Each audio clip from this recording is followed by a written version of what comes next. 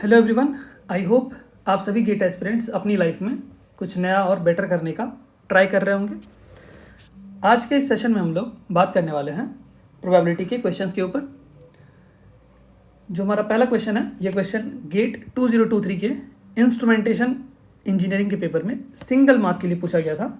देखते हैं इस क्वेश्चन को। क्वेश्चन हमारे पास में है, x is a discrete random variable which takes the value 0, 1 and 2।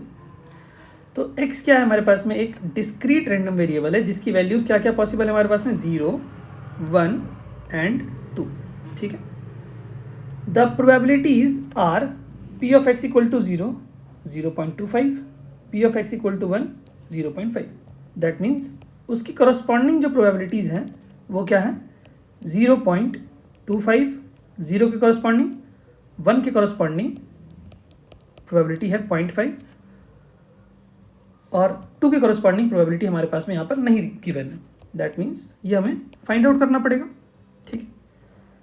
E of something denoting the expectation operator, then the value of E of X minus E of X square की value हमसे पूछी गई है।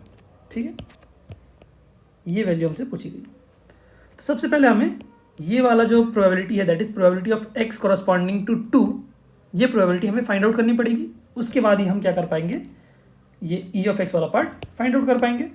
ठीक है। तो सबसे पहले इस प्रोबेबिलिटी को फाइंड आउट करने के लिए क्या मैं यूज़ कर सकता हूँ, समेशन ऑफ, मैं यहाँ पे कर देता हूँ। तो आपको बेसिक पता होगा कि summation of all the probabilities equal to क्या होता है, 1। ठीक है। तो अगर मैं यहाँ पर अप्लाई कर दूँ summation of all the probabilities equal to 1, और मैं यहाँ पर अज्यूम कर लेता हूँ कि ये वाला जो पार्ट है इसकी प्रोबेबिलिटी मैं मान लेता हूँ m है। ठीक है। तो क्या हो जाएगा हमारे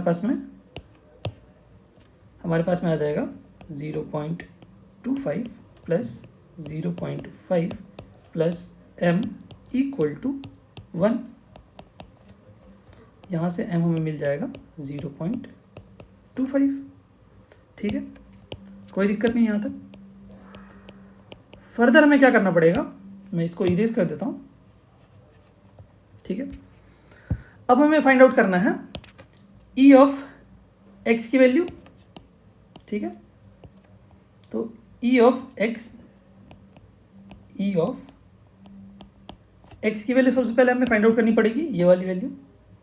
तो इसके लिए हमें क्या करना पड़ेगा, ई ऑफ एक्स के लिए हमें क्या करना पड़ेगा, summation x I P I करना पड़ेगा। यही होता है हमारे पास में एक्सपेक्टेशन का फॉर्मूला डिस्क्रीट रैंडम वेरिएबल के लिए। अगर यहाँ पर डिस्क्रीट नहीं होता तो हम क्या करते, इंटीग्रल वाला फॉर्मूला यूज़ करते, that is integration x F x D x. ठीक है।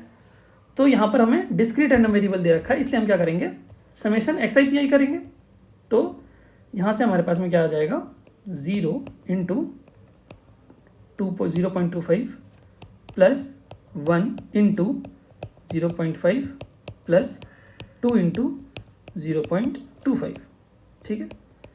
इसका समेशन करेंगे, क्या आ जाएगा, यहाँ से 0 मिलेगा, यहाँ से 1.5 मिलेगा और यहाँ से मिल जाएगा 0.5। दैट मीन्स हमें मिल जाएगा 1। ठीक है। सिमिलरली अगर मैं बोलूँ ई ऑफ एक्स स्क्वायर की वैल्यू हमें चाहिए, तो उसके लिए हमें क्या करना पड़ेगा, समेशन एक्स आई का स्क्वायर पी आई करना पड़ेगा। ठीक है, कोई दिक्कत नहीं है। तो जैसे ही हम इसको करेंगे तो एक्स आई का स्क्वायर, दैट मीन्स 0 का स्क्वायर इंटू 0.25 लिखना पड़ेगा, प्लस 1 का स्क्वायर इंटू 0.5 लिखना पड़ेगा, प्लस 2 का स्क्वायर इंटू 0.25 लिखना पड़ेगा। इसको सम अप करेंगे, कितना आएगा, 0, यहाँ से 0.5 और यहाँ से आ जाएगा 1, तो आ जाएगा हमारे पास में यहाँ पर 1.5। ठीक है। तो हमें यहाँ पर क्या मिल गया, ई ऑफ एक्स की वैल्यू मिल गई और ई ऑफ एक्स स्क्वायर की वैल्यू हमें यहाँ पे मिल गई। तो ई ऑफ एक्स की वैल्यू 1 है और ई ऑफ एक्स स्क्वायर की वैल्यू 1.5 है। तो इन दोनों को जैसे आप सब्ट्रैक्ट करेंगे आपको क्या मिलेगा, माइनस 0.5, जो कि हमारे पास में करेक्ट आंसर हो जाएगा। तो करेक्ट आंसर होगा हमारे पास में माइनस 0.5। ठीक है। आई होप ये जो क्वेश्चन था ये आपको अच्छे से क्लियर हुआ होगा। ठीक है। चलिए नेक्स्ट क्वेश्चन की तरफ बात करते हैं। जो हमारा नेक्स्ट क्वेश्चन है, ये क्वेश्चन मेटलर्जिकल डिपार्टमेंट के पेपर में सिंगल मार्क के लिए पूछा गया था, गेट 2023 के पेपर में। देखते हैं इस क्वेश्चन को। क्वेश्चन हमारे पास में है, the probability of setting an easy exam paper by 3 setters are. तो 3 लोग हैं, मैं मान लेता हूँ, सपोज कर लेता हूँ मैं कि एक पर्सन है ए, एक पर्सन है बी, एक पर्सन है सी। ये क्या है, क्वेश्चन पेपर सेट कर रहे हैं 3 लोग ए बी सी। तो अगर ए क्वेश्चन पेपर सेट कर रहा है तो उसके इजी होने की प्रोबेबिलिटी हमारे पास में बोल दी गई है कि हाफ है, ये इजी होने की प्रोबेबिलिटी है, ठीक है। और क्वेश्चन बी अगर सेट कर रहा है तो उसके इजी होने की प्रोबेबिलिटी क्या है, 1/3 इजी होने की प्रोबेबिलिटी है, ठीक है। अगर पर्सन सी सेट कर रहा है पेपर को तो उसके इजी होने की प्रोबेबिलिटी क्या है, 1/4, यही है, ठीक है। If all the 3 are setting one paper each, then the probability that at least one of the papers will be easy is, ठीक है। तो यहाँ पूछा जा रहा है कि अगर तीनों मिलकर एक एक पेपर सेट करें ईच, ठीक है, देन क्या प्रोबेबिलिटी होगी कि कम से कम उन 3 पेपर में से कोई एक paper, at least one of the paper will be easy, कम से कम कोई एक पेपर इजी होगा, इसकी क्या प्रोबेबिलिटी है, ठीक है, यही बात बोला गया। तो अब आप मेरे को ये बताइए कि अगर पर्सन ए किसी एक पेपर को सेट कर रहा है, उसके इजी होने की प्रोबेबिलिटी अगर हाफ है तो उसके डिफ़िकल्ट होने की प्रोबेबिलिटी भी हाफ होगी, ठीक है, यही होगा। सिमिलरली अगर पर्सन बी, यहाँ पर ए बी सी पर्सन नहीं दे रखा है, मैंने अज्यूम कर लिया है, ठीक है। अगर पर्सन बी किसी पेपर को सेट करता है इजी, उसकी प्रोबेबिलिटी अगर 1/3 है तो डिफ़िकल्ट सेट करने की प्रोबेबिलिटी क्या होगी, 2/3 डिफ़िकल्ट सेट करने की प्रोबेबिलिटी, ठीक। सिमिलरली अगर पर्सन सी किसी पेपर को सेट करता है इजी, उसकी होने की प्रोबेबिलिटी 1/4 है, तो डिफ़िकल्ट होने की प्रोबेबिलिटी क्या होगी, 1/4, करेक्ट है, ठीक है। अगर इजी होने की प्रोबेबिलिटी 1/4 है तो डिफ़िकल्ट होने की प्रोबेबिलिटी क्या होगी, 3/4, ठीक है। तो यहाँ से हमारे पास में हमें तीनों के लिए हमें प्रोबेबिलिटीज़ मिल गई, इजी और डिफ़िकल्ट के लिए। अब हमसे बोला गया क्या प्रोबेबिलिटी होगी अगर तीनों लोग एक एक पेपर सेट करते हैं, all 3 setting 1 paper each, then the probability that at least one of the paper will be easy, कम से कम कोई एक पेपर क्या होगा, इजी होगा। अगर तीनों एक एक पेपर सेट करते हैं तो क्या प्रोबेबिलिटी है कि कम से कम एक पेपर इजी होगा, इसके होने की प्रोबेबिलिटी हमसे पूछी, ठीक।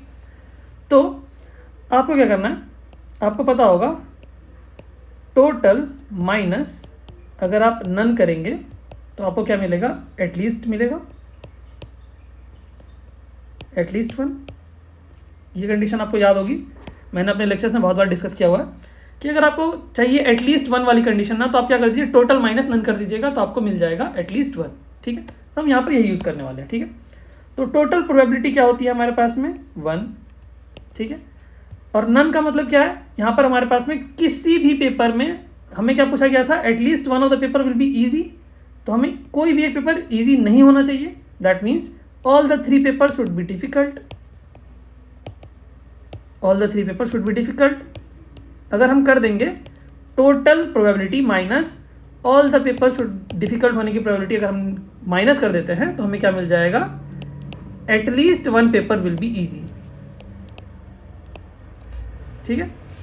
तो डिफिकल्ट होने की प्रोबेबिलिटी क्या होगी, हाफ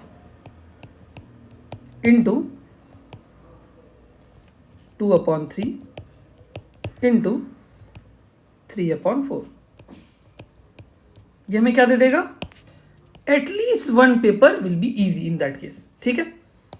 तो यहाँ से अगर आप फाइंड आउट करेंगे तो क्या मिल जाएगा, ये कैंसिल हो जाएगा, ये कैंसिल हो जाएगा, तो यहाँ से आ जाएगा 1 minus 1/4 will be equal to 3/4 which is equal to 0.75। That means at least 1 paper easy होने की प्रोबेबिलिटी क्या होगी, 0.75, ठीक है। तो यहाँ पर क्या आ जाएगा, 0.75 will be the correct answer. ठीक है, आई होप ये क्वेश्चन आपको क्लियर हुआ होगा। एकदम बेसिक सा क्वेश्चन था, बस आपको जो बेसिक फंडा है total minus none equal to at least 1, ये आपको थोड़ा बहुत आइडिया होना चाहिए। मैंने बहुत बार अपने लेक्चर्स में डिस्कस किया हुआ इस चीज़ को, तो अगर आपने नहीं देखा है तो आप प्लेलिस्ट में जाकर क्या कर सकते हैं, जो प्रीवियस ईयर्स के मैंने क्वेश्चन सॉल्व करा के रखे हैं आप उनको एक बार गो थ्रू कर सकते हैं, आपको कहीं ना कहीं बेनिफिट होगा। ठीक है, सो आई होप ये क्वेश्चन आपको क्लियर हुआ होगा।